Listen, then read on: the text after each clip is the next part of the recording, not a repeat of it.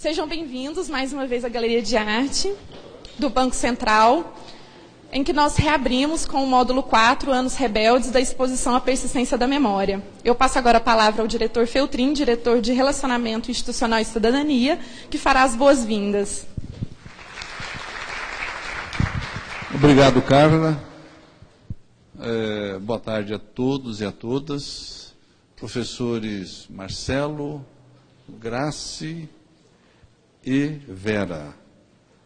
Sejam bem-vindas aqui, agradeço a presença de vocês, a disposição para esse debate. Dou as boas-vindas também aos colegas do Banco Central, que estão separando uma parte do seu tempo, investindo o seu tempo para esse tema. Aos visitantes, os convidados, pessoal de imprensa, obrigado, boa tarde a todos. Esse assunto que nós temos aqui, na realidade, nós vamos falar hoje, abrir hoje Anos Rebeldes, né, dentro o quarto módulo, né, dentro da nossa exposição maior, né, que nós temos desenvolvida desde 2014, né. Essa é uma proposta do Banco Central de colocar à disposição do público todo o seu acervo de arte que ele adquiriu em certas condições há algum tempo, tá certo? E eu não vou me estender muito nisso, porque a Gisela, que é professora no tema, né, doutora no tema, ela vai explicar com mais detalhe, mas é um propósito do Banco Central, da diretoria do Banco Central, de colocar isso à disposição do público. Mas muito mais que isso, criar um ambiente para que escolas, professores possam utilizar esse material como base, como subsídio para estudos, para debates, como vai acontecer hoje aqui, tá certo? Nós temos buscado levar esse assunto para todas as escolas do Distrito Federal, para as universidades que têm esse tema, né, arte, para que utilize, né, para que todos utilizem todo esse material que está aqui, que o Banco Central tem e faz questão de mostrar, tá certo? Nós temos aí 554 peças, obras, tá certo? Que nesses 2 anos faremos a apresentação da quase totalidade, tá certo? E a Gisela vai explicar muito bem esse ambiente que tem aqui, né? Tá certo? Que negócio é esse, né? Isso é um pouco diferente do que a gente vê quando você vai visitar aí exposições, né, galerias, tá certo? Mas é bom. E agora uma inovação, né? Fazer um debate, uma mesa de debate aqui, discussão sobre o tema. Muito rico, vai ser muito rico isso para nós, para a nossa equipe que está envolvida diretamente com o assunto. Mas volto a dizer, esse é um tema que é muito caro para o presidente Tombini. Ele é um grande incentivador para que nós criássemos uma área voltada para o cidadão, e dentro dessa área voltada para o cidadão, dar ênfase também nessa questão da parte cultural. Nós temos a galeria, né, e temos também o nosso Museu de Valores, riquíssimo em peças, certo? Nós temos aqui, é o único no mundo, né, que é a maior pepita de ouro, está exposta aqui no Banco Central. E, felizmente, a imprensa tem ajudado muito na gente, nessa divulgação, nessa disseminação dessa informação para toda a população, e nossa galeria e nosso museu tem sido muito visitado, certo? Está na agenda, né, de todos aqueles que visitam, de muitas pessoas que visitam Brasília e vêm com um olhar para as questões culturais da nossa cidade, certo? Então eu passo aqui agora a palavra, mas antes de passar a palavra para Gisele, acho que nós temos aqui um livro, né? Chamo o Carlos Valério aqui, para que a gente possa assinar esse livro. Eu vou assinar o livro, abrir aqui, depois peço a Carla, como chefe da divisão do Museu de Valores, a nossa diretora do museu, e também os professores convidados que, por gentileza, assinem aqui também esse livro.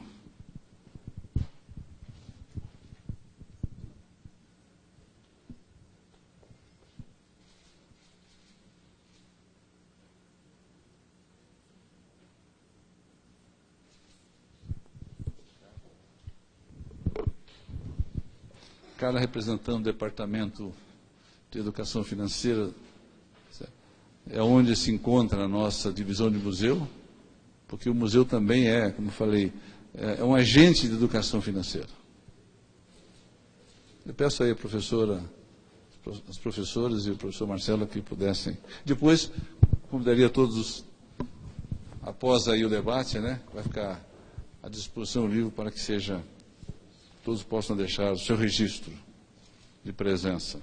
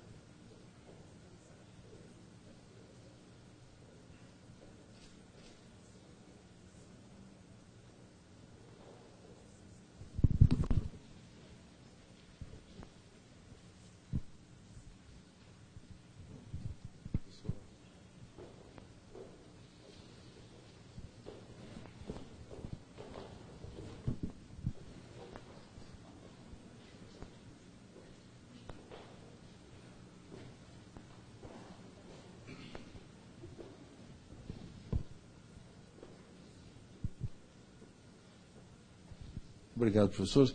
Palavra, então, agora a Gisele, para expor para nós um pouco sobre essa agenda do Banco Central e do nossa Galeria de Arte, para depois começarmos o debate, né? Tá bom. Boa tarde. Essa é a abertura do quarto módulo, o seu Trin já falou. O quarto módulo numa exposição... A persistência da memória, uma exposição foi concebida, uma exposição para 2 anos, num total de 6 módulos. A gente está abrindo o quarto módulo. A exposição ela é cronológica e temática. Então, esse módulo ele cobre os anos de 64 a 78. Então, ele é um módulo que tem um enfoque bastante político, porque ele pega a data do golpe, ele é 31 de março, ele passa pela instituição do AI-5, vocês vão ver que a história contada aqui vai falar muito sobre a importância desse período no Brasil, esses 10 anos do AI-5, e ele vai até o final do AI-5 em 78. Então, esse módulo tem um enfoque bem político, ele está nos textos, ele está na seleção das obras, principalmente no texto que acompanha cada obra, que dialoga com as obras aqui. Tá? Em relação à exposição à persistência da memória, a ideia, como o diretor Feltrin já disse, a gente queria mostrar um panorama geral da nossa coleção. Né? E a maneira que a gente achou foi trabalhar dentro dessa linha do tempo. A gente construiu uma linha do tempo que vai do início do século XX até mais ou menos os anos 80, 90, que é o que a gente consegue cobrir com a nossa coleção. A nossa coleção é basicamente uma coleção modernista. A gente tem muito pouca coisa depois dos anos 70. A gente ganhou em 2011, a gente adquiriu, foi uma doação do Banco Bozano, a gente adquiriu 25 serigrafias de 92.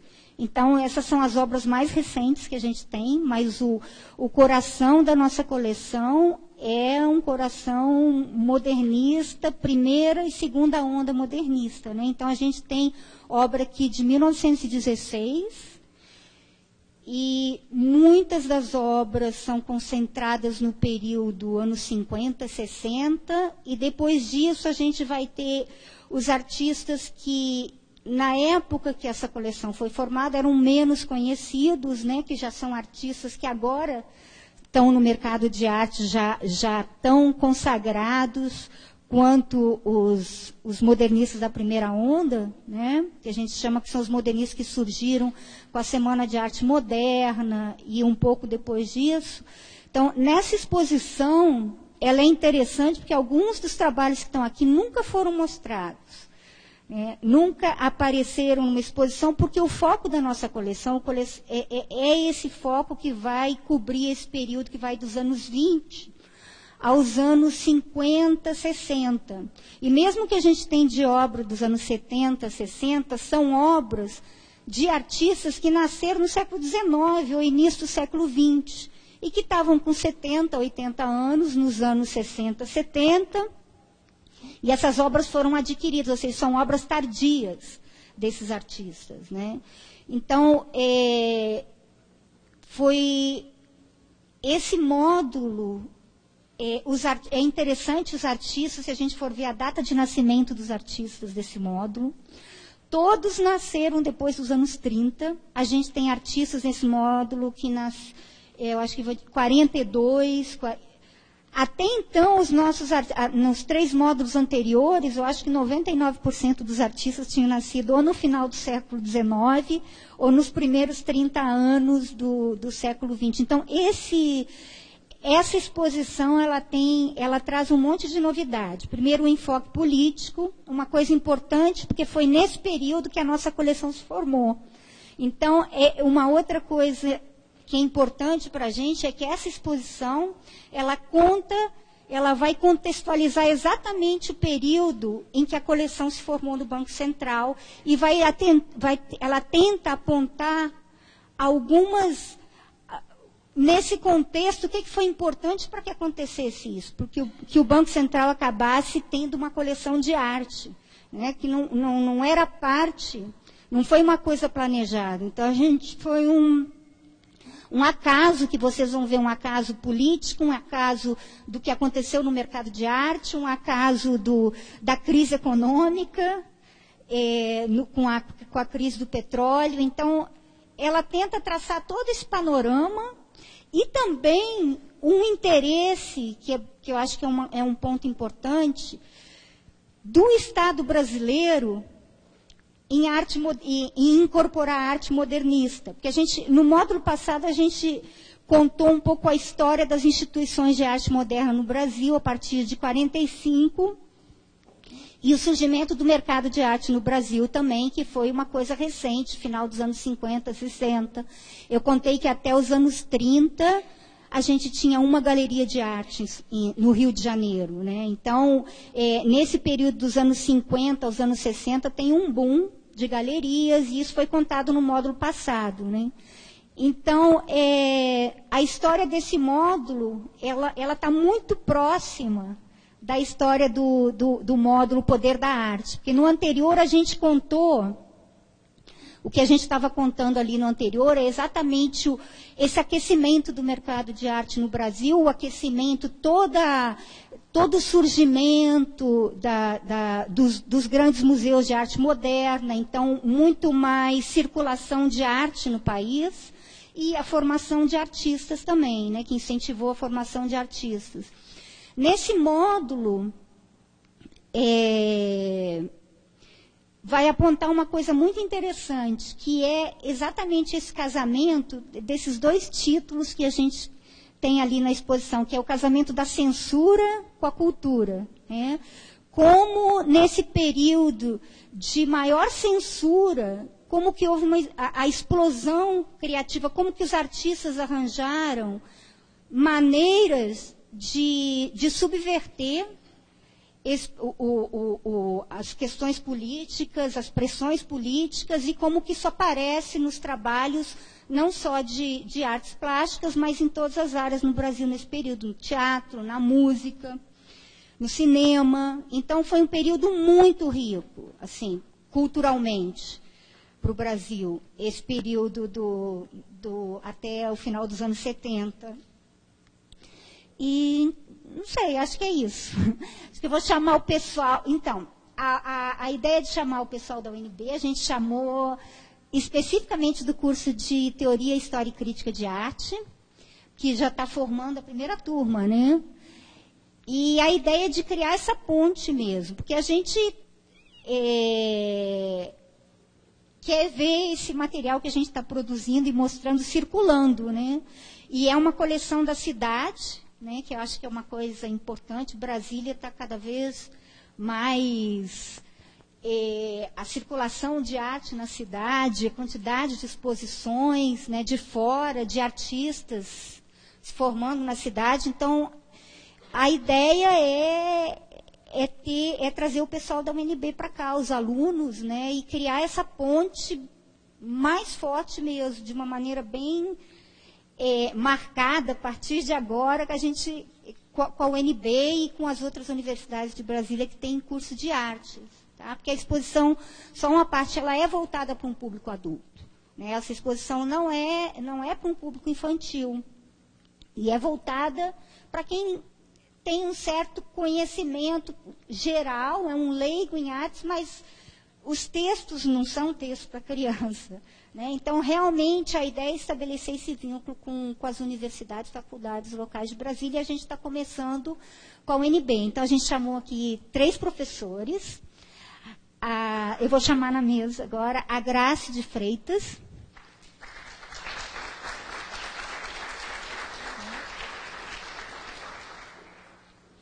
E vou chamar todos, depois você eu apresento um pouquinho de cada um.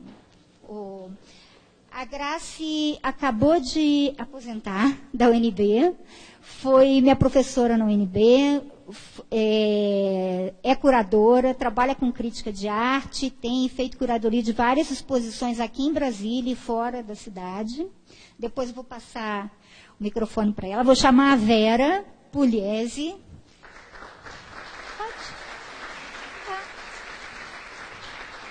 Que já trabalhou aqui no banco, já deu um curso sobre a nossa coleção. Que ano foi aquele curso, Vera? Foi em 2008? Foi. Então, já conhece o espaço, mas não tinha vindo ainda na persistência da memória. Então, é o primeiro módulo, e a Vera hoje é a coordenadora do curso. Tá. Acabou de deixar a coordenadoria do curso de Teoria, História e Crítica de Arte. E chamar o Marcelo Mari, que é do curso, professor do curso. Pode sentar lá.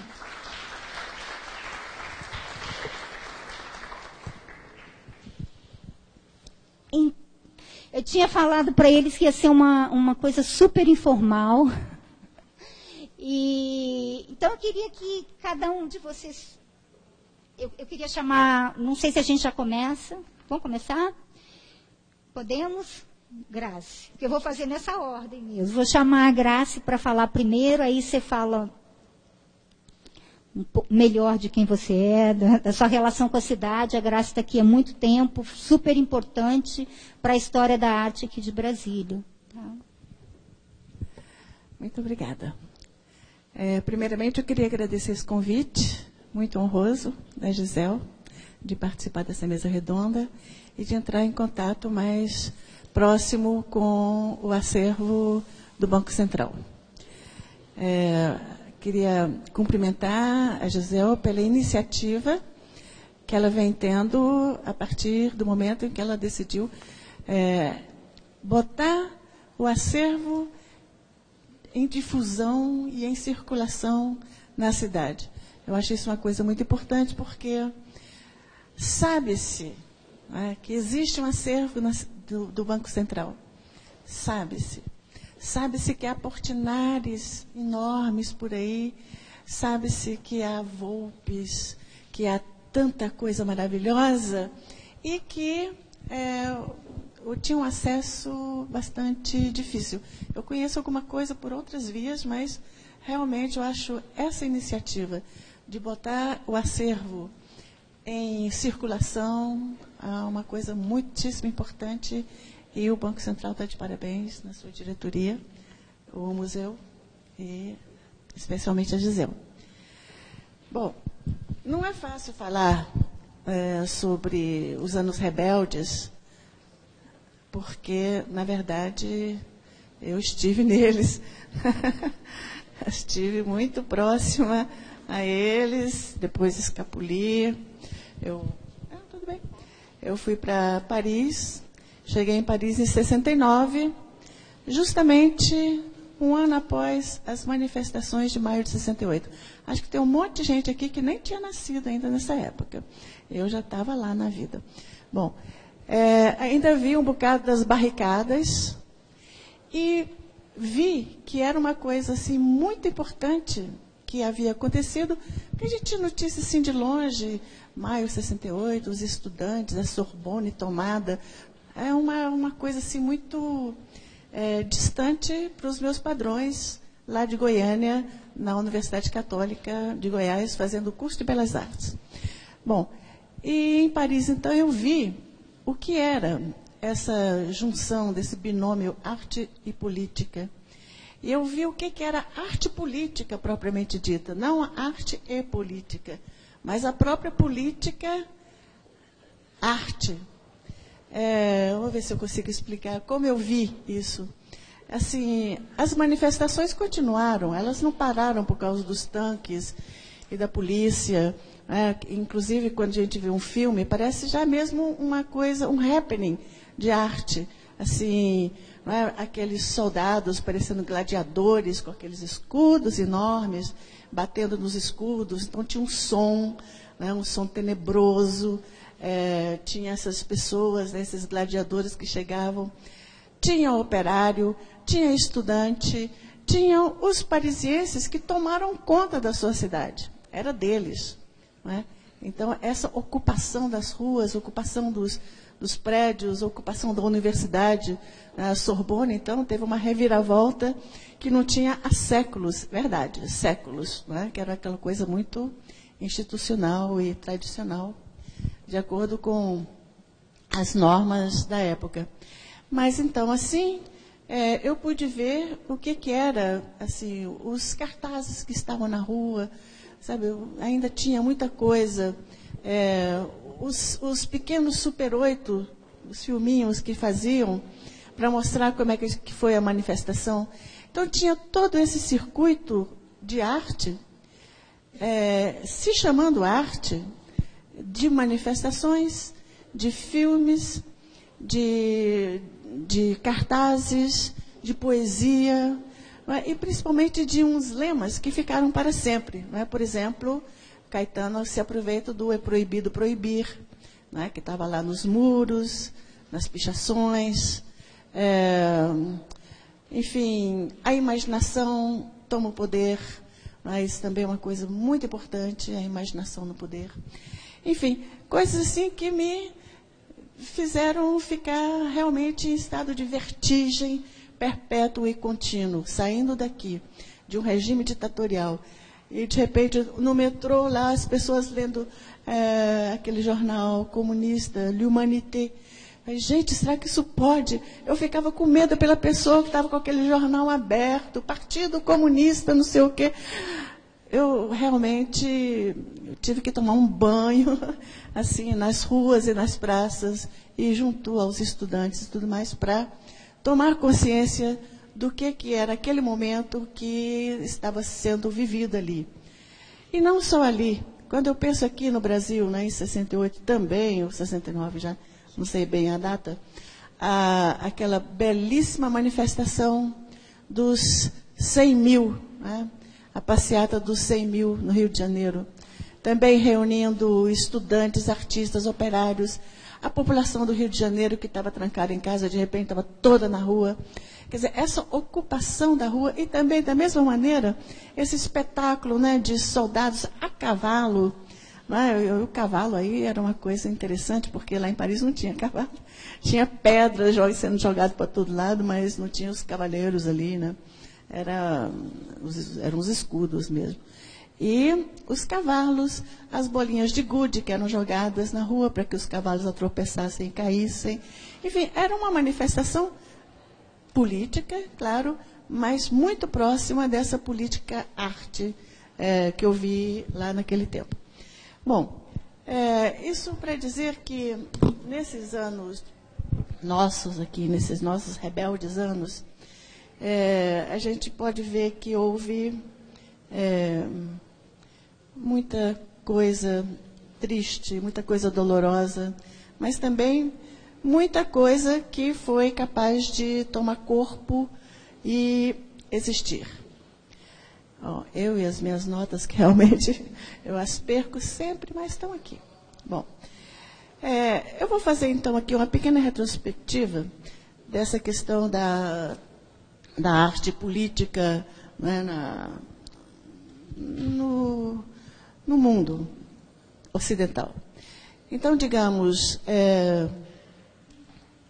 No século XIX, aquele artista Courbet, ele é um rebelde, né, com causa, a causa da Comuna de Paris. Ele também é responsável pela tombada da coluna na Praça Vendôme, em Paris. Enfim, foi uma tomada do poder pelo povo durante pouco tempo, mas aconteceu.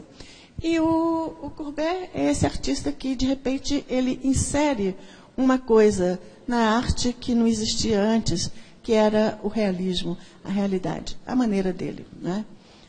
O enterro, por exemplo, com cachorro, a cova aberta, isso nunca existia na pintura antes dele, porque, em geral, a alma estava subindo para o céu com anjos tocando, né, aquela coisa toda bonita e tudo.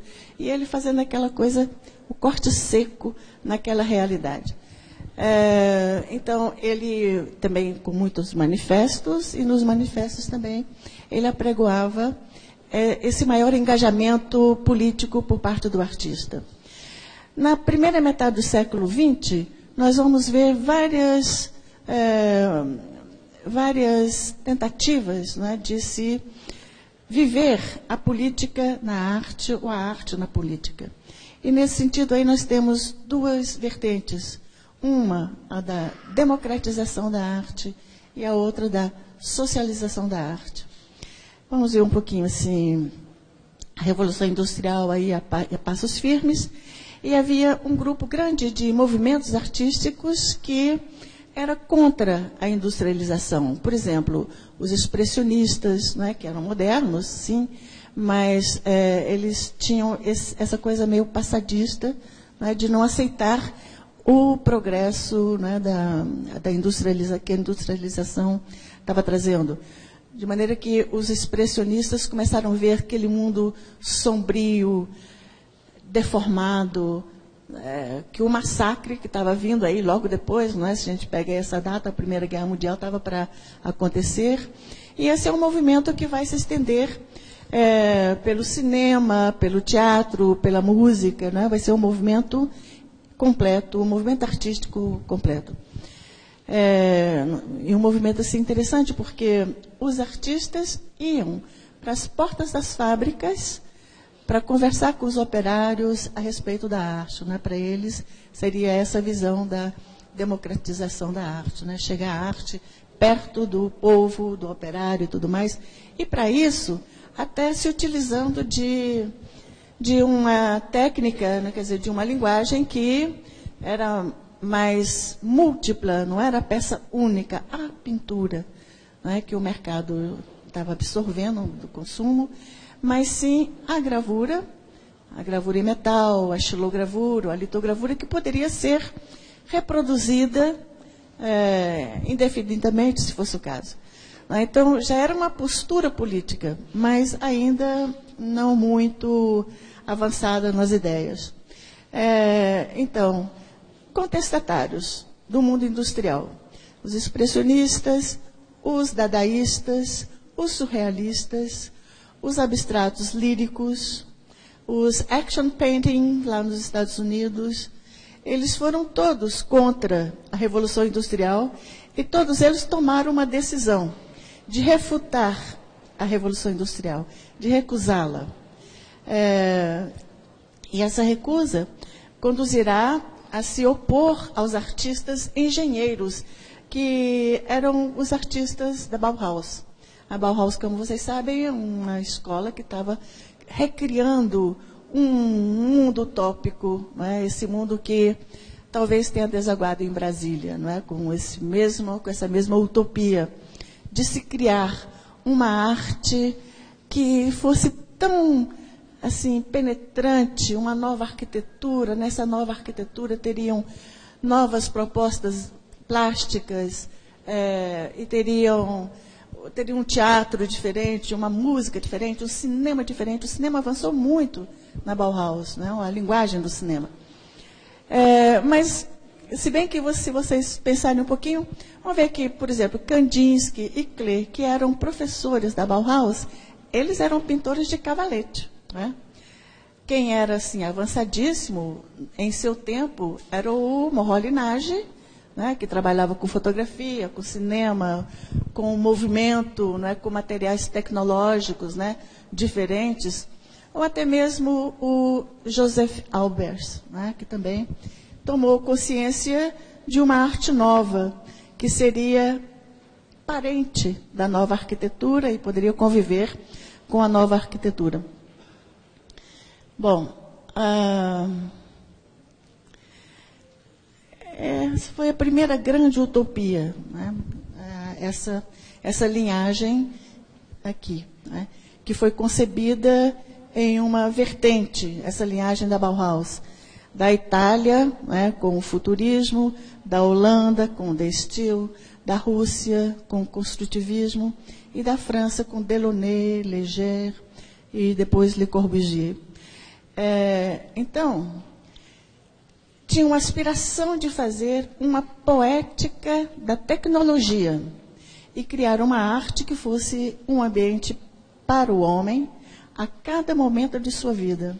Uma arte que acompanhe, até mesmo sem que se saiba, este homem, na rua, na sua casa, na sua visão, enfim. Só assim, para eles, a arte será socializada, mesmo, para todo lado, e fará parte da vida do homem. Não a ponto, assim, como Marinetti, o futurista italiano, por exemplo, que, de tanto culto à máquina, acabou cultuando a força, né, se tornando um grande fascista, né, de camisa preta e tudo. Bom, então, nessa exposição, a gente vê um pouco dessas rebeldias, né, que a gente denomina aqui, né, de uma certa maneira, dentro da questão do modernismo. Aqui no Brasil, né, a gente vai vendo, como a Gisele disse, uma seção aí do mercado de arte, a burguesia adquirindo, não é, obras perfeitas, maravilhosas, mesmo modernas, né, mesmo modernistas. Olha lá, não exagero, mas a gente compra também, não é?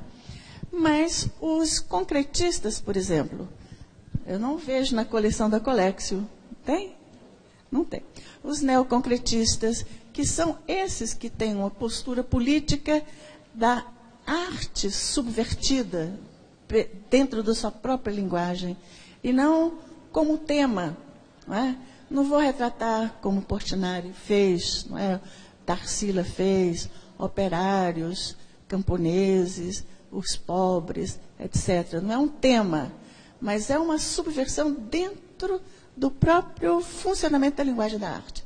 Então, aí os concretistas, né, vamos ver aí o Oiticica, a Lígia Pape, a Lígia Clark e tantos outros, né, que de dentro da própria arte foram capazes de rebelar, né, e mesmo de aguentar as contrariedades das instituições, do mercado e tudo mais, que não os comprava.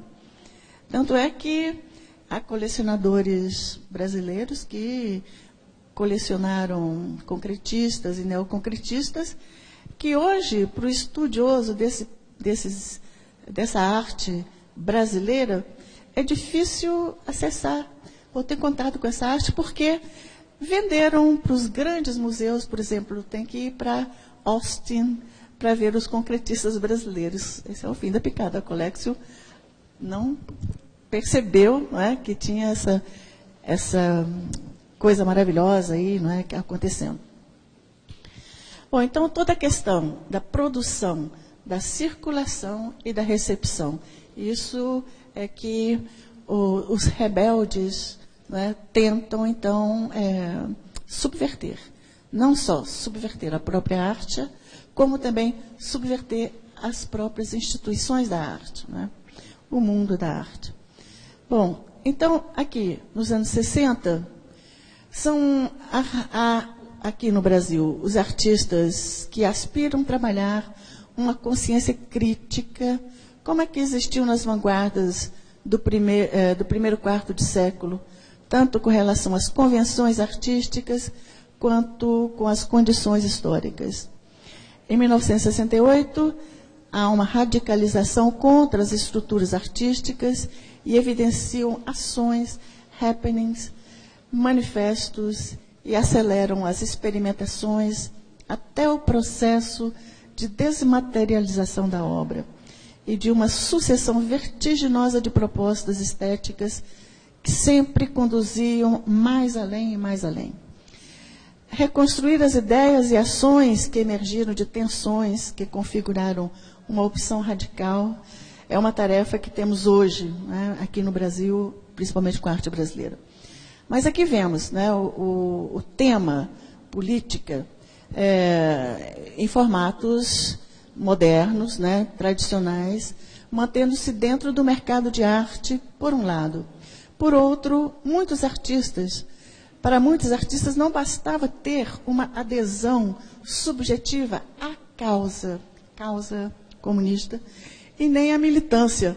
É necessário que a própria obra de arte seja revolucionária. Revolução artística junto com a revolução política.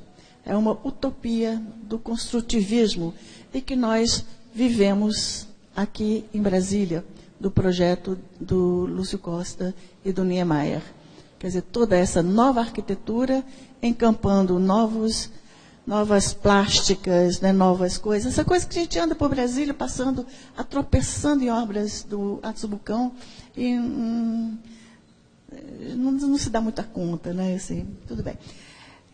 Então, uma intervenção política da arte como programa estético, de inscrever a obra de arte no processo de transformação da realidade, de fazer dela um ato político, impactante, e atuar socialmente e destruir cânones estéticos, tensionar sua produção artística e suas reflexões estéticas no cenário da ação política.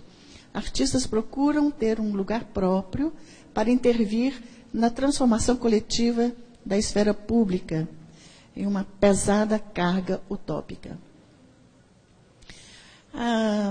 Então, promessas paradisíacas. Eu acho muito interessante aquela coleção de gravura lá do Babinski, não é? O paraíso é aqui, não é? São messiânicos, as vanguardas históricas e as neovanguardas foram utopias do engajamento político em si próprios. Uma revolta, uma rebeldia que se torna descoberta, inversão, deslocamento e reconstrução do passado e do próprio sentido.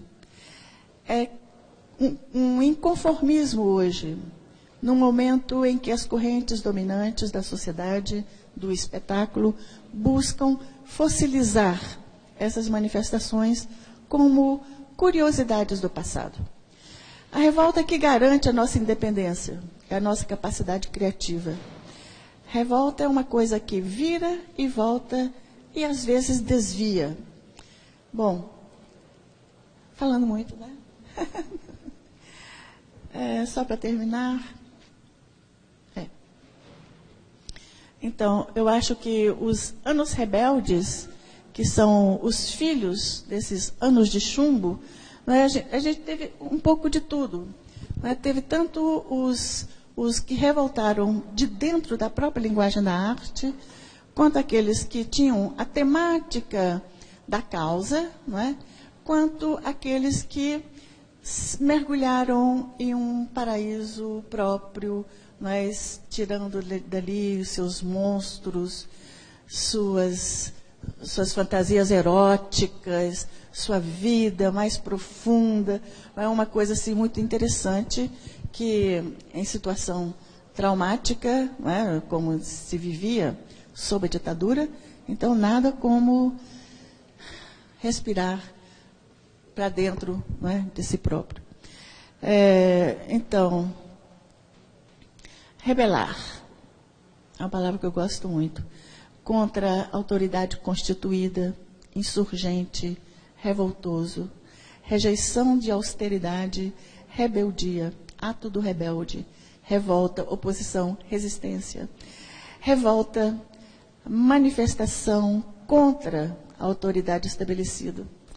E estes são os anos da contracultura, da guerrilha, da lisergia, da socialização da arte, da cultura popular que depois do folclore, né, nessa busca do folclore popular, né, vem a cultura de massas, essa que Caetano revive com outras leituras, naturalmente, na Tropicália, não é? No teatro, o Glauber Rocha, enfim. E em outro espaço, a subjetividade do artista no tema, né, da revolta. Bom, desculpe ter me alongado.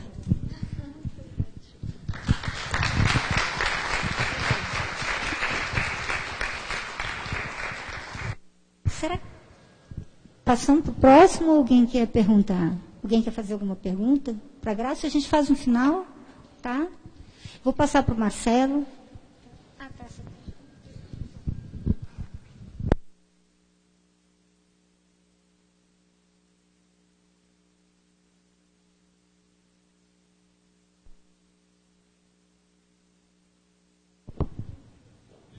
Boa tarde.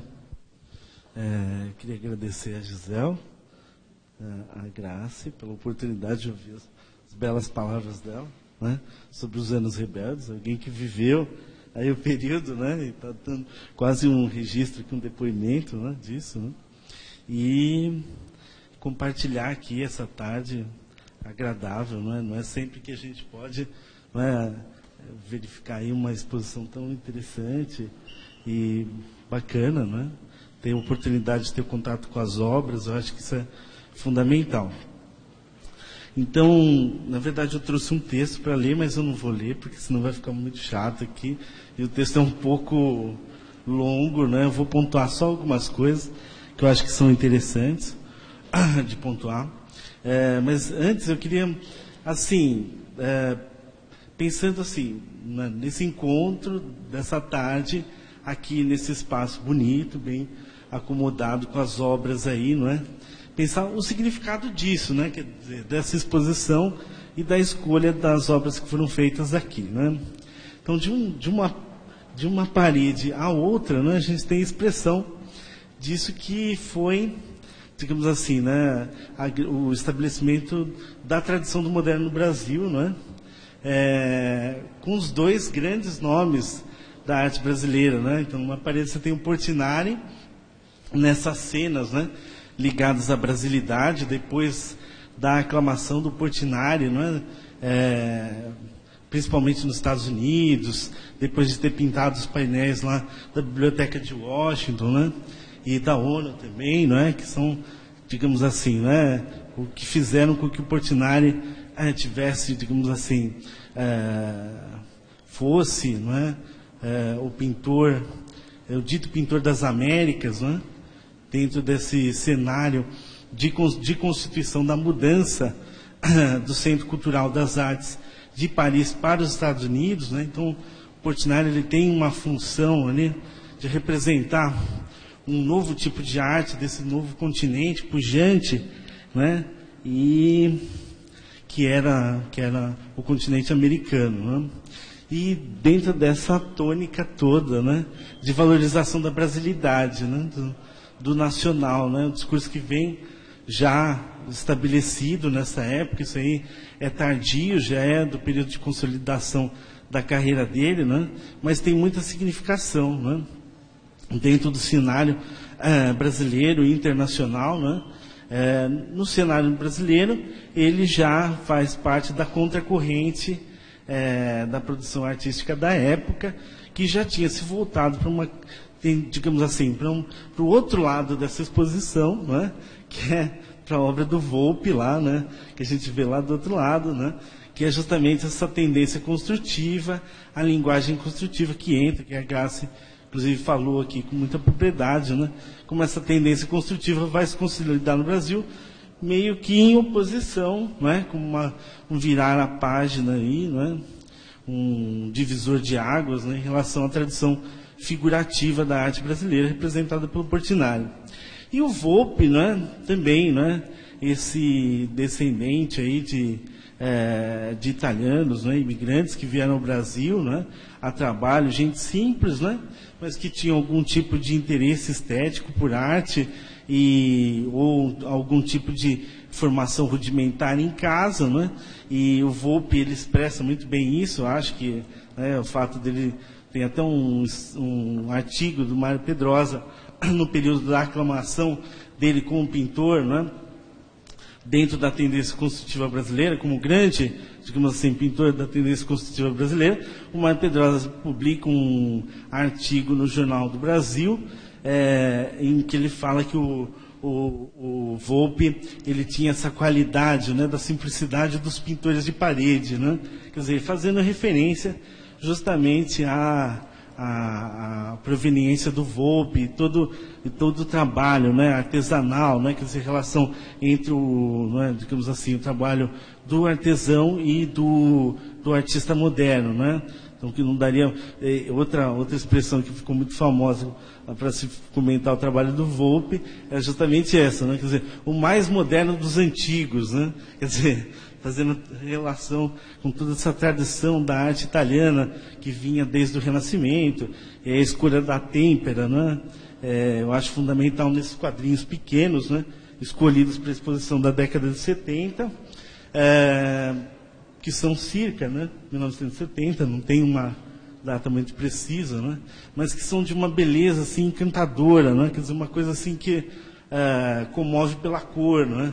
Então é todo o tratamento dado pela relação fundo-figura, mas também pelo fundo branco e a cor vermelha, né, nessa coisa da busca da essencialidade da forma geométrica e também da busca da essencialidade da permanência da cor na retina, né? Então, todo um tratamento, né, fenomênico da cor, né, que foi dado de uma forma espontânea pelo Volpi, mas que já era alguma coisa de tratamento da arte moderna que acontecia, né, desde as experiências da Gestalt, né, que foram muito bem assimiladas pelos artistas da Bauhaus, né. Então, o Albers, quer dizer, o Albers, ele é uma das referências disso, né, desse encantamento pelas tonalidades da cor, né, como registro, né, de intensidades luminosas, né. Então, toda essa busca de uma explicação que não se trata de uma metáfora, mas de uma relação entre o campo da física e o campo específico da arte, é próprio desse período, né? Quer dizer, por um lado você tem essas duas coisas, né? E os dois limites da exposição. E, claro, no centro da exposição, vocês encontram, por exemplo, aqui atrás de vocês, daqui do público, Maria Bonomi ali, né? Que eu acho que é a grande síntese dessa arte política que a Gisele, né, fez referência, né? Que é justamente a questão da repressão e da tortura, né? Então, ela faz isso em 1970 ou 71, 70 ou 71, se não me engano, né? Então, fazendo referência mesmo a um dos períodos mais difíceis vividos no Brasil, que é o período pós-AI-5, né? 68 é um marco divisor, né, de intensificação da tortura, das perseguições no Brasil, e eu acho que, quer dizer, tem toda uma identidade do trabalho dela, né? Quer dizer, a gente não pode também dissociar a Maria Bonomi de toda a tratativa, né, dela como pessoa ligada ao teatro, né? De certa forma, teve ligada também ao CPC, né? Centro Popular de Cultura, né? Tem todo um engajamento muito específico da Maria Bonomi, né? Então, ela seria a representação nessa exposição em específico, dentro desse recorte temporal, que mais expressa a questão da política na arte, né? Quer dizer, ou de uma arte política, né? Mais propriamente dita, né? Nos demais, né, você tem as tônicas, que foram escolhas, essas são sempre escolhas de curadoria, né? Dado também a questão da possibilidade de se agenciar as obras dentro de de uma inscrição de acervo, né, possível, né? Então, claro, eu entendo o Marcelo Grasman na exposição, entendo os trabalhos dele, né, toda essa coisa do onírico, da fuga, né, que tanto, né, foi reforçada aí pela fala da Graça, né, uma tentativa de, né, de se livrar das amarras, né, dos compromissos políticos no momento em que esses compromissos podiam lhe custar a vida, não é? Então tem essa significação, né? A gente lembra muito quando a gente vê esses cavaleiros oníricos, né? Esses homens, essas criaturas, né? Essas bestas, essas béstias, né? Do Marcelo Grasman, a gente lembra de todo esse universo, né? Cavaleiresco, medieval, né? Que tem algum compromisso alegórico com o presente, na medida em que é um afastamento deliberado das questões que podiam lhe custar a vida, não é? Então, é claro que tem uma inscrição da obra, e nesse sentido ela é política também. Agora, de política propriamente dita como mensagem direta, não é? Esse recorte da exposição, não é? Passa um pouco ao largo, né? Porque a gente não pode esquecer que esse período ele é muito marcado, claro, por um lado pelo novo realismo das vanguardas, né? Que seria a pop brasileira, né? Que tinha uma radicalidade em termos temáticos, né? Como, por exemplo, a gente lembrar aqui do quadro que foi exposto em 67 no Salão de Brasília, não é? Que é Che Guevara vivo ou morto, né? Que sofreu um atentado, a galeria sofreu literalmente atentado à obra, né? Tentaram destruir a obra e tudo mais na exposição do salão aqui, de Brasília em 67. Isso não está presente nesse recorte, né? Então a gente tem que se questionar por quê, né? Por que não, né? Eu acho que é uma questão para a Gisele, para as pessoas que trabalham com acervo aqui, né? Então. A nossa coleção veio da Collection e do Banco Ares. Então, na verdade, são coleções herdadas. A gente não... Exato. Sempre. São coleções herdadas de quem já tinha um acervo. A Collection era comercial e era muito focada. Você quer responder? A Collection é uma galeria comercial, né? E era praticamente o que ele fazia. Ele comprava algumas obras de modernistas que já estavam estabelecidos, que é o que a gente tem na coleção, de Cavalcante, Tarsila, Volpe. Comprou muitas obras tardias, ou então, por exemplo, a obra que a gente tem da Tarsila de 1916 é uma obra de quando ela era estudante, do Pedro Alexandrino. Então, assim, ele ia no ateliê, da Tarsila velha, ia lá, comprava, arrebanhava o que tinha lá sobrando, né? E o resto eram obras em papel, que é uma parte grande da coleção, de artistas que estavam começando, como Babinski, Grasman, entendeu? Algumas apostas que ele fez na época, né? Então, a gente e era voltado para um público, a maior parte das obras são figurativas, né? Então tem todo a gente está começando a desenhar, entende, essa coisa assim, o período, quem são esses artistas, entende? Porque como 87% da coleção veio da Collection, então, na verdade, o perfil atual da nossa coleção, mesmo que algumas coisas tenham sido adicionadas assim ao longo dos anos, é a cabeça do Zé Paulo Domingues, né? É a cabeça dele dentro do contexto de 69 a 72 em São Paulo, e o público que ele tinha, né? Ele vendia para donos de bancos, para a classe média alta paulista, para as famílias.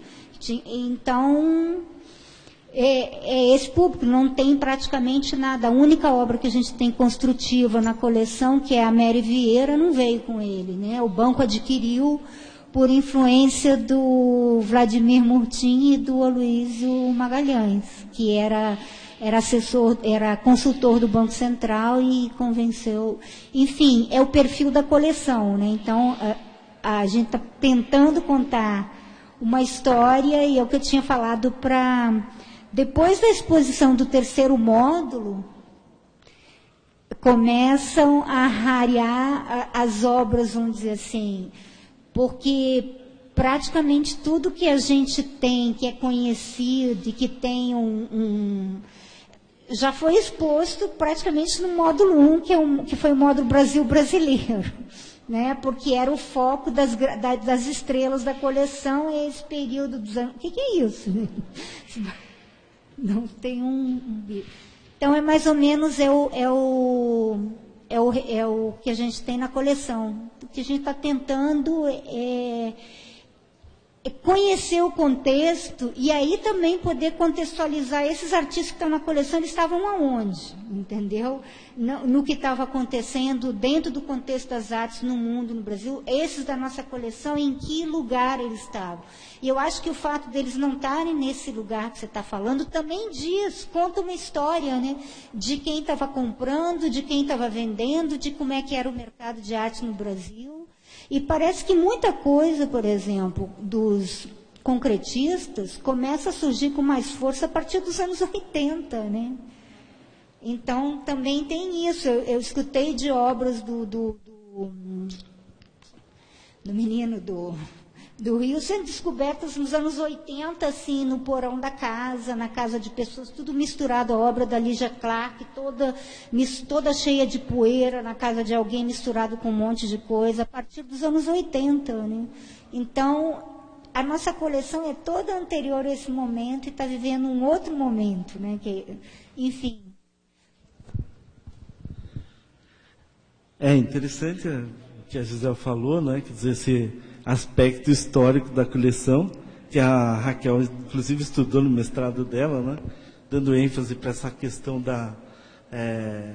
de como que entra a história da revisitação da Semana de Arte Moderna, né? Então, o mestrado dela é sobre isso, né? Inclusive para mostrar as estratégias de mercado da Collection, né?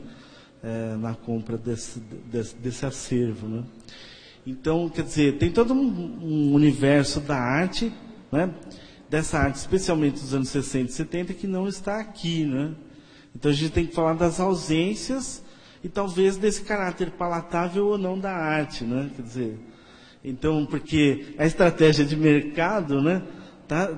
Tá justamente ligada a isso, né? Quer dizer, oferecer obras de arte para um público que tem dinheiro, mas que era pouco conhecedor, né? De arte contemporânea, né? Então, o que eles vão comprar? Figurativo, né? Vão comprar artistas que já são, digamos assim, já têm o nome estabelecido no mercado, né? Parece que isso já, né? Já é um ponto que vocês chegaram como resultado de pesquisa, inclusive, né? Tem um negócio super interessante que surgiu quando eu estava pesquisando para escrever os textos, que está lá, tem um resuminho no texto lá da outra parede sobre o Banco Alice, que é uma coisa muito... e que conversa muito com a história dessa coleção, que é o fato de que é um texto sobre a absorção do modernismo pela classe média brasileira, ou seja, 50 anos, era um texto sobre exatamente 50 anos depois da Semana de Arte Moderna, que causou um rebuliço, que eram loucos. O Estado brasileiro, esses artistas já estavam todos em museus, esses artistas já estavam representando o Brasil nas bienais, ou seja, e a coisa mais importante, o Estado brasileiro, 50 anos depois, tinha abraçado o modernismo, ou seja, tinha encampado. Então, o que eu peguei disso é que, na verdade, também não foi por acaso que o Banco Central, como Estado, como um dos representantes do Estado brasileiro, teve interesse e aceitou receber essa coleção. Essa coleção estava dentro de um perfil, porque a coleção, ela foi, antes do banco aceitar, a coleção foi avaliada, né? Ou seja, ela estava dentro de um perfil do que, para uma instituição, do que o Estado absorveria naquele momento, entende?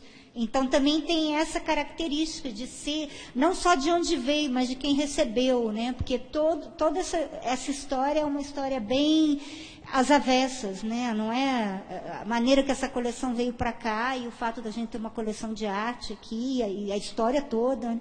Ela é uma coisa toda às avessas. Então, nesse sentido, não só de onde veio, mas também quem recebeu, né? E por que recebeu, e porque acho que tinha esse perfil, já estava absorvido, entendeu? Você falava em Portinari, o Estado brasileiro estava mandando Portinari para a Bienal de Veneza, tudo, ou seja, já era completamente, Tarsila já eram nomes absorvidos, não eram mais artistas, não era mais a história que a Anita Mafaldi viveu, entende? Esse é um outro dado interessante, né? Porque a gente tem que pensar, já eram assimilados, né? E já não, digamos assim, não colocavam tanto medo na ditadura. Então, eu acho que era uma coisa que era palatável, aceitável. Quem faz esse discurso um pouco, como registro de época, é o Frederico Moraes, né? Ele vai justamente chamar a atenção para esses dois elementos. Um é essa assimilação do primeiro modernismo brasileiro, né? Que é encampada, inclusive, pelo governo militar.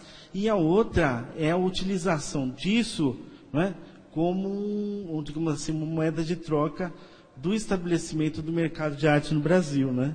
Muita força, né? Porque você podia vender Portinari ou Tarsila com respaldo dentro do mercado da Bolsa de Valores e conseguir grandes valores com essas obras aí, individualmente. Então, tem toda uma estratégia de marketing ligada também ao mercado de capitais que levou ao estabelecimento desse primeiro modernismo como uma coisa, digamos assim, aceitável, né? E a figuração, claro, construtivo, o Volpi também entrou nessa onda, nessa dança, né? Não é à toa que ele vai ficar rico, quando chega lá, perto dos anos 80, ele já é um nome bem aceito no mercado, enfim. Teve uma estratégia de assimilação da obra dele também, né? Então, acho que esse é o ponto interessante para se olhar essa exposição, né? Claro que tem também tem um outro elemento que eu vi, né, que eu achei interessante, por exemplo, um Aldemir Martins, aí, um Babinski, que a gente vê que são dos anos 60 e 70, respectivamente, né, e que fazem, digamos assim, mostram um outro lado dessa passagem, né, dos anos 60 e 70, né, que é essa tônica tropicalista da arte brasileira, ou de volta à baila da discussão sobre a brasilidade. Ora, o discurso sobre brasilidade, ele tanto foi a tônica da esquerda, né? Então, tem até um texto do Roberto Schwartz que chama Cultura e Política, que ele diz isso, né? Quer dizer, nos santuários da burguesia, né, o que domina é justamente o discurso de esquerda, né? O tom era de esquerda, né? Então, o que se produzia era sempre de crítica ao regime, ao regime militar, ao golpe militar e tudo mais, né? E que foi essa hegemonia de esquerda que prevaleceu no período e que constituiu toda uma, digamos assim, um discurso interessante sobre a brasilidade, né? Uma nova inscrição. Agora, o tema da brasilidade também fez parte do discurso, né, conservador, da modernização conservadora implantada pela ditadura no Brasil. A gente não pode achar que só havia brasilidade de um lado, porque não é verdade, né? Eles produziram todo um discurso ideológico, inclusive tinha um lema, né? Brasil, ame-o ou deixe-o, né? Então, quer dizer, fazia parte da tônica também, né? Claro, de incorporação, de assimilação do moderno, né? Então, a arquitetura brutalista virou fetiche, né? De prédios públicos, enfim, virou uma linguagem muito bem assimilada dentro do regime político, militar da época, dentro de uma, digamos assim, de um tema que a gente pode chamar de funcionalização da utopia, né?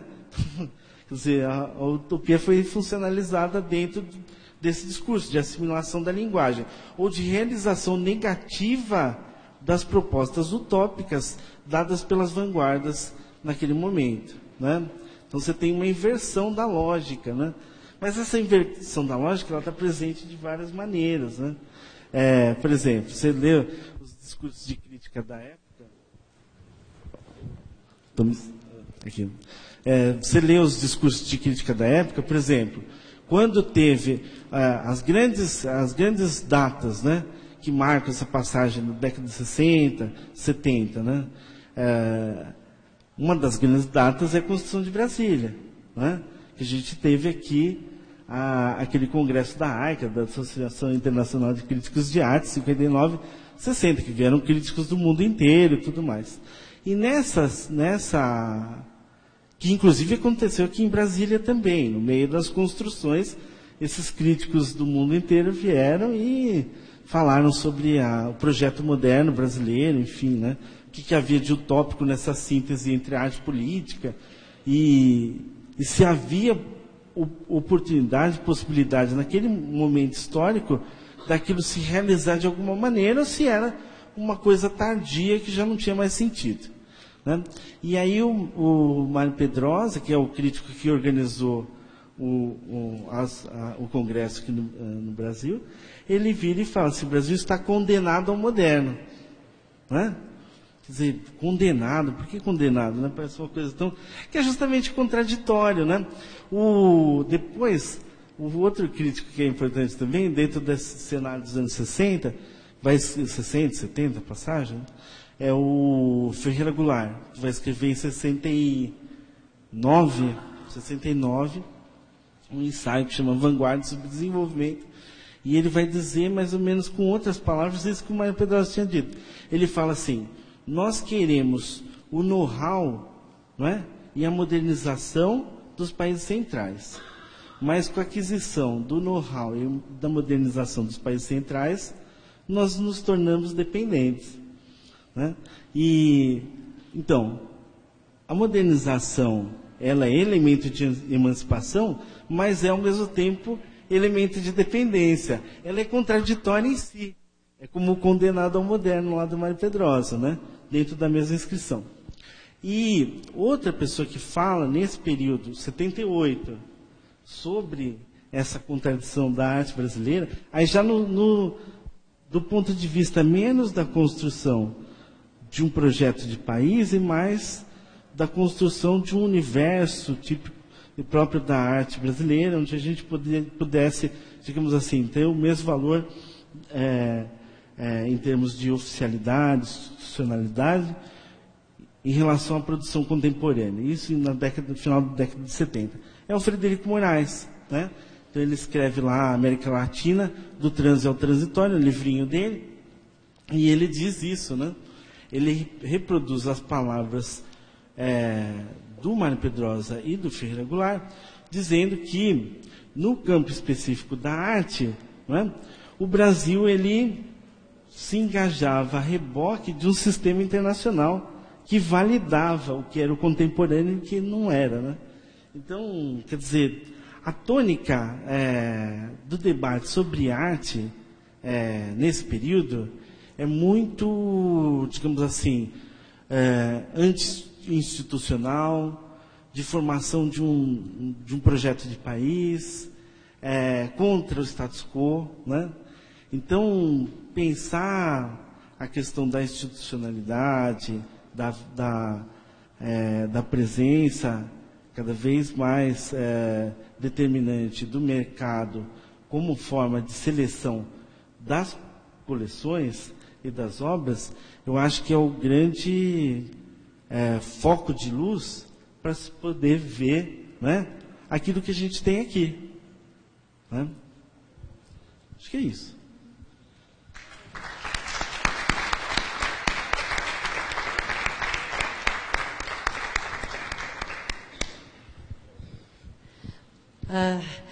Gisele, você conseguiu reunir nessa mesa, você falou da relação com o curso de Teoria Crítica e História da Arte, a idealizadora e mentora do curso, professora Grace, eu como primeira coordenadora do curso e trabalhando junto, né, para implantar esse curso, que agora está quase inteiramente implantado. E o Marcelo foi o primeiro lugar do primeiro concurso feito especificamente para o curso. Você conseguiu essa proeza. Agradeço muito pela oportunidade de estar aqui novamente, né? Já tinha sido muito gratificada, né, com a presença no primeiro projeto, que foi o ácido e o óleo.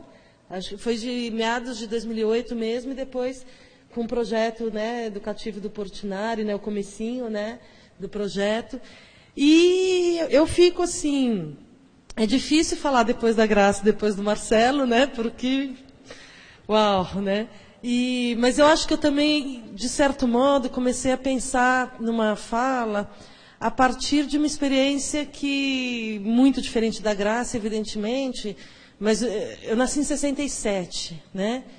E no ano de alegria, e assim, com 4 anos de idade, minha mãe volta para a faculdade e vai fazer Ciências Sociais na USP, em pleno governo Médici, né? Então, assim, era uma situação, e eu comecei a mergulhar um pouco nessas obras, nos textos, pela via também da memória. Então, eu vou ter que ler, vocês vão entender por que eu vou ter que ler, porque eu fui realmente, na verdade, eu fui pela via da música, não teve outro jeito, né? Da música, um pouco do cinema também, né? Então, vocês vão me perdoar que eu vou ler, mas eu vou ler mesmo. Da memória emergem ecos de um ambiente aparentemente confortável, familiar, do qual, de repente, homens e mulheres foram arrancados.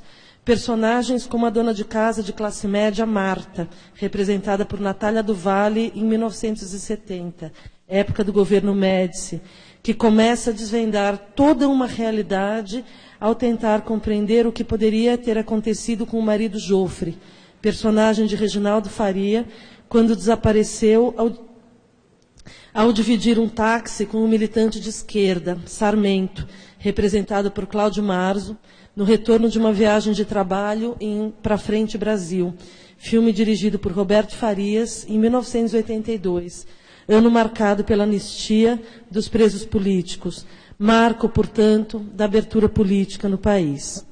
Mas detenho-me, retornando, né, ainda na década de 60, em plenos anos rebeldes, a um manifesto apresentado diante de uma plateia plena de minissaias, laquês, cílios postiços, gravatas e costeletas. O rei da brincadeira, José. O rei da confusão, João. Um trabalhava na feira, José. O outro na construção, João. A ameaça da violência surgia em um domingo no parque, na composição e na voz de Gilberto Gil, há 48 anos, no Festival da Record de 1967. A semana passada, no fim da semana, João resolveu não brigar. No domingo de tarde, saiu apressado e não foi para Ribeira jogar. Capoeira. Não foi para Ribeira, foi namorar. Ainda que sem semideuses, tendo como personagens homens comuns, trabalhadores brasileiros em seu dia de lazer, os versos entrecortados de Gil anunciavam uma tragédia que não deixa de reportar a uma estrutura aristotélica. O discurso é todo pontuado de gravidade, de elementos do cotidiano que se tornariam fatais em uma terrível conjunção de paixões. José, como sempre, no fim da semana, guardou a barraca e sumiu. Foi fazer no domingo um passeio no parque, lá perto da boca do rio. Foi no parque que ele avistou, Juliana, foi que ele viu. Mas ao passo da rima e da linha melódica que se aproxima de um baião, ele intransitiva verbos transitivos, lança mão de metáforas, metonímias, anáforas, quiasmos, mesclando com elementos da cultura brasileira difíceis figuras de linguagem, de retórica, de estilo. Os andames formais dessa complexidade permitem articular a narrativa, que, parte da qual, poderia estar na página de um jornal policial, da página policial de um jornal popular, criando a atmosfera de uma morte anunciada. Juliana na roda com João, uma rosa e um sorvete na mão. Juliana, seu sonho, uma ilusão. Juliana e o amigo João. O espinho da rosa feriu Zé, e o sorvete gelou seu coração. A plasticidade de imagens poéticas se torna também a de imagens visuais. O sorvete e a rosa, ô José, a rosa e o sorvete, ô José. Enquanto isso, desafiando as críticas de colonialismo cultural, devido às guitarras elétricas, a música era executada simultaneamente por uma orquestra característica da música erudita, por uma banda de rock, os Mutantes, e pelo uso de um instrumento que trazia toda uma carga semântica e uma sonoridade brasileira, o berimbau, que ecoava a capoeira, evocava a capoeira. Oi, dançando no peito, ô José, do José brincalhão, ô José. Desdobrando e redobrando a duplicidade da própria capoeira, como dança, como jogo, como luta, a ameaça inescapável. O sorvete e a rosa, ô José, a rosa e o sorvete, ô José, oi girando na mente, ô José, do José brincalhão, ô José.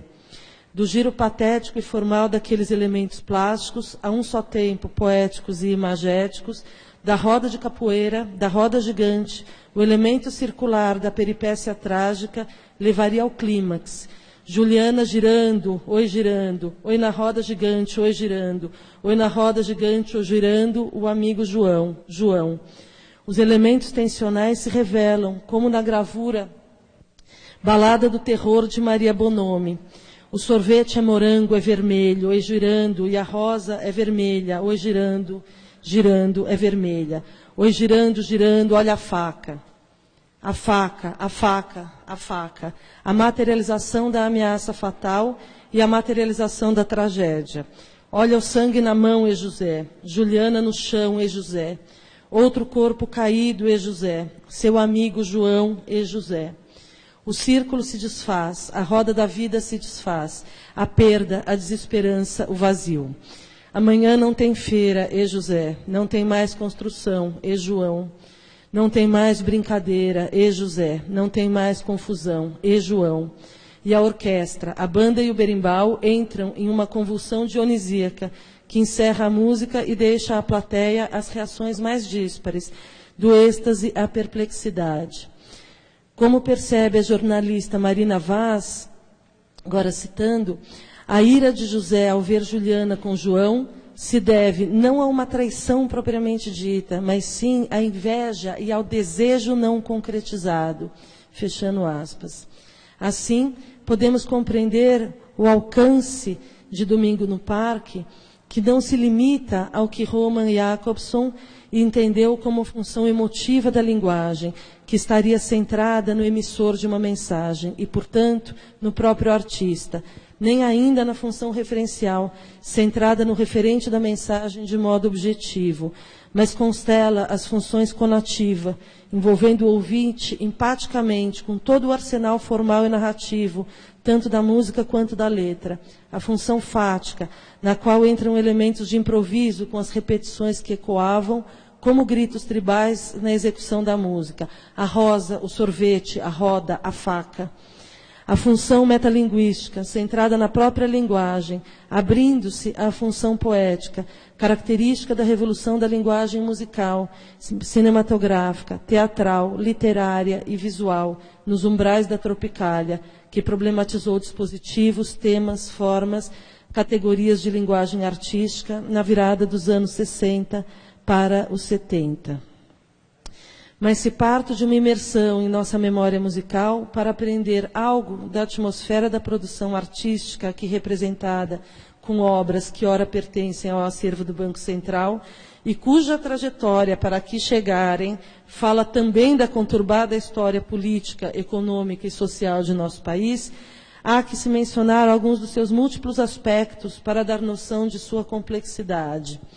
Se tomarmos por um instante a obra de Ademir Martins, que não passou impune pela exacerbação da divulgação de suas gravuras e produtos industriais que portavam seu selo, problema que perpassa, toda a sua fortuna crítica, alguns aspectos de sua produção não podem ser ofuscados por esta carga, uma vez que não podemos ignorar os elementos figurativos, que retornam com diferente estatuto na pop art dos anos 60, que surgem em cores intensas e em composições que recorrentemente trazem frutas, animais e tipos populares advindos de sua memória, de suas memórias de infância no Ceará, que não deixam de ter consolidado um estilo individual que marca esta época.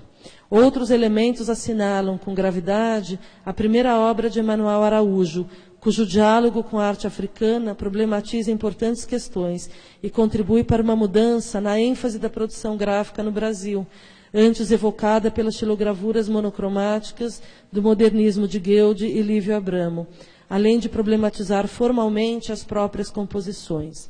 Em outra vertente, muitas vezes desconsiderada pela história da arte, temos Juarez Machado, recorrentemente inscrito na categoria de caricatura, mas cujas obras podem ser lidas como uma ácida crônica das entrelinhas da época, contrastando o cotidiano com o clima ameaçador desta época e em suas finas linhas e em um desenho preciso.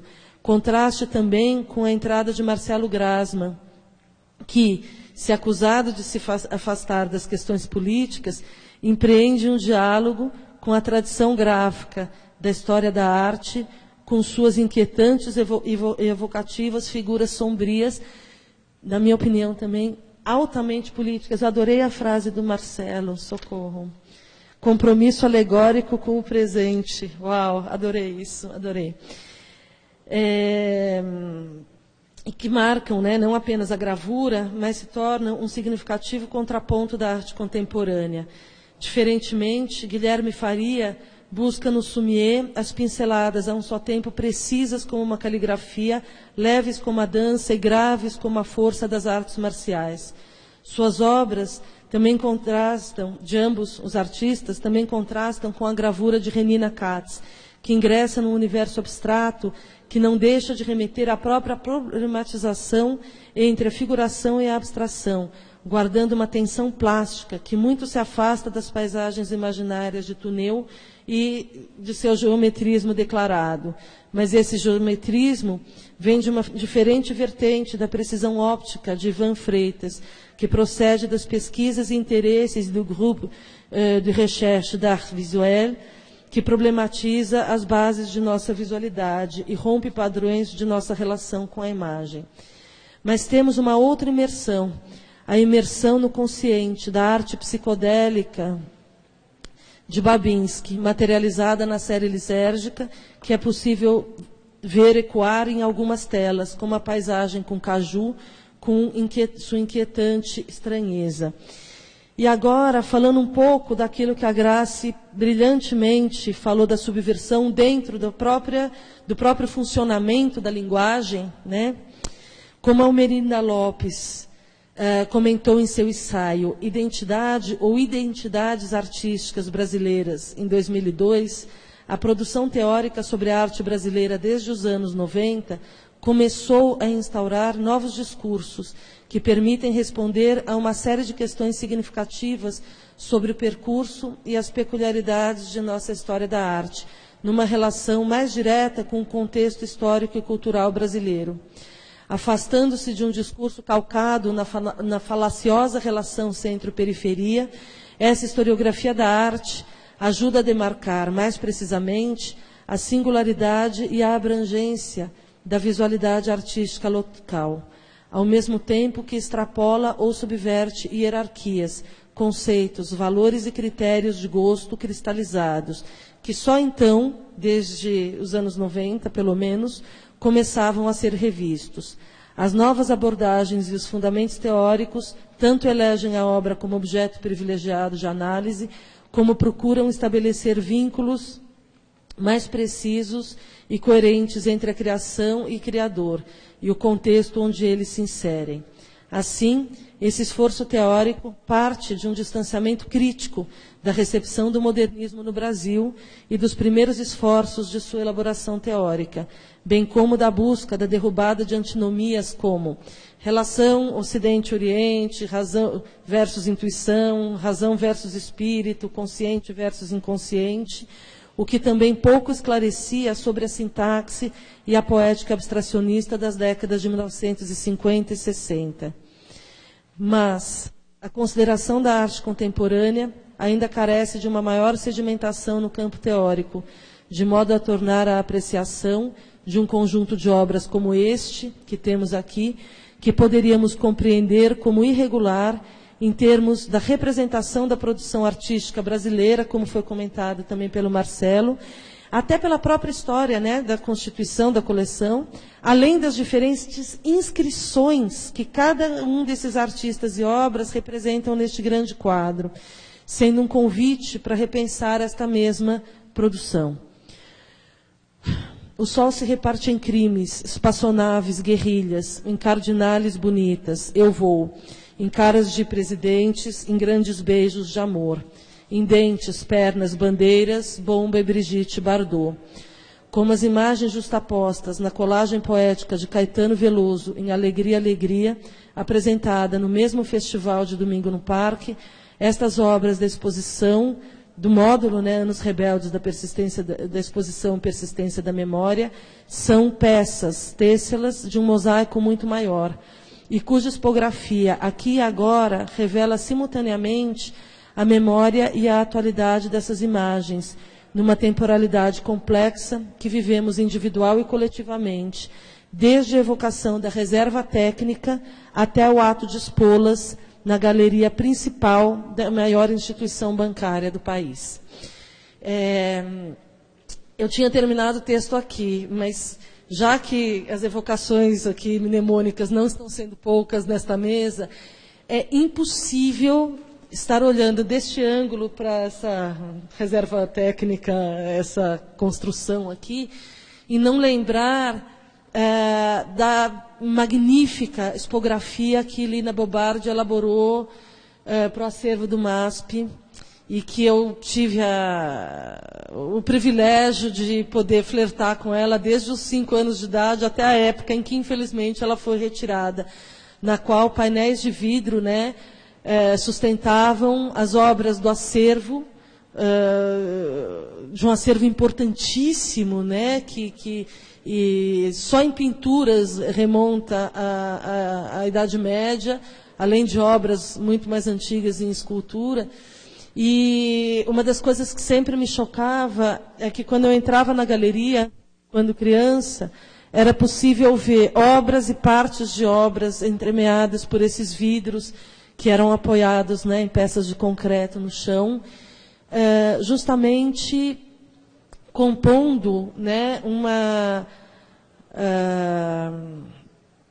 uma possibilidade de entradas, de diferentes memórias, de diferentes passados, diferentes presentes e, eventualmente, diferentes futuros, justamente nessa época, 72, 73, por aí, como a própria expografia era extremamente contemporânea, era um desafio a toda e qualquer tentativa de compartimentação, né, da reflexão sobre a arte, né, naquele momento. E nos levava a pensar nesses fragmentos e como esses fragmentos se compunham e recompunham enquanto a gente caminhava pelo espaço expositivo, né. Eu imagino que o nome, que é o nome de uma obra muito famosa do Dalí, né, dessa exposição, ela, de certo modo, evoque também esses possíveis percursos, esses caminhos que nós encontramos e nos quais nós nos perdemos, né, por essas épocas que compõem a nossa própria vida. Existem muitas questões a serem debatidas, mas eu creio que é muito importante a gente agradecer por todo esse esforço que vem sendo feito para apresentar deste modo, né, que está questionando, deste modo, essa coleção, que é uma coleção importante, né? Obrigada.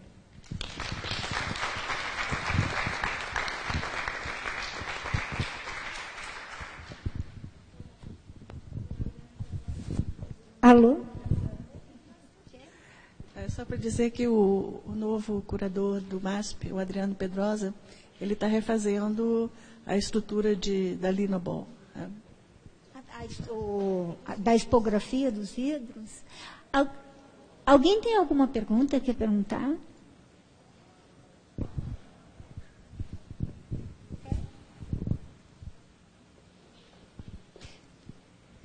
Bom, então, eu vou agradecer vocês três, foi maravilhoso. Queria ter vocês todo dia para a gente conversar. E, enfim, eu disse, esse aqui é só o primeiro de realmente assim a gente quer estabelecer um vínculo de verdade com, porque a gente precisa desse retorno, entende? E quer ver estudantes de arte aqui, a gente precisa ver a exposição discutida, né? E principalmente essas diferentes maneiras de olhar para o que está aqui, né? Isso é super importante, porque isso aqui é apenas um recorte, né?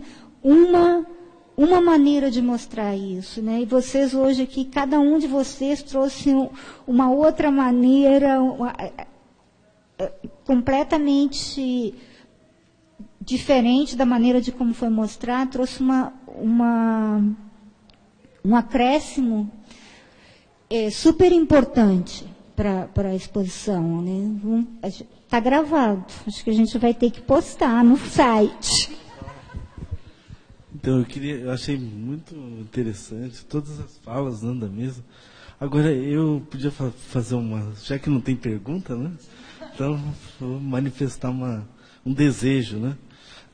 Eu acho que a iniciativa é importante de trazer acadêmicos, gente do mundo das artes para discutir o acervo, a coleção, mas urge, não é, do Banco Central pensar em montar uma fundação, não é, para ter uma política de aquisição de obras. Eu acho que isso é uma coisa que vocês têm que pensar seriamente, né, para manter isso aqui vivo, né, e com um núcleo de pesquisadores, né? Quer dizer, a gente não consegue pensar só a política de aquisição sem pensar também, e eu acho que isso dá uma outra tônica, inclusive, para, digamos assim, para a imagem institucional do banco. Só uma coisa, assim, não está na minha autoridade dizer, mas isso está sendo pensado. Isso está sendo pensado, porque agora eu acho que quando você tem, a coleção já tem mais de 30 anos, né? Dos anos 70, né? Acho que você começa a olhar para trás e até a gente fazer essa linha do tempo, você começa a ver todos os altos e baixos, né? A coleção fica escondida, a galeria fechada, a galeria reaberta. Então, a história, né, dos quadros e da coleção como um todo, do que foi positivo de estar aqui esse tempo todo, né? Que tem, e da problemática, né? Então, essa questão da fundação, a gente está pensando sobre isso seriamente e está andando, né? Mas é um grande passo, porque, na verdade, seria para juntar museu e galeria, até também pela questão de acesso, né? Mas principalmente eu acho pela questão de sair disso e ir para isso, né? Sim, porque a história dessas obras, mesmo antes de ter entrado para o banco, é assim, né? São altos e baixos, né? Então, a ideia da fundação é exatamente consolidar, né? Assim, e além da política de aquisição, de passar a ter uma política de aquisição, é realmente dar uma vida, a vida que essas obras merecem, né? Assim,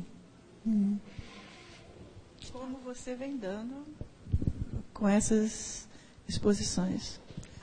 Equipe toda, porque aqui eu sou lá embaixo. Se não tiver quem está lá em cima que apoia, porque é uma instituição política, né? Então, isso é simplesmente que eu tive a sorte de estar aqui, de trabalhar aqui num momento em que a instituição, eu tive essa sorte, né? Mas a gente não está, por isso que a gente quer a fundação, que a gente não quer mais depender de sorte, né?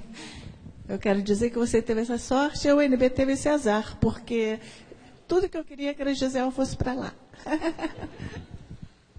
Bom, por outro lado, talvez eu possa dizer que nós estamos ajudando a formar os profissionais que vão trabalhar nesta fundação.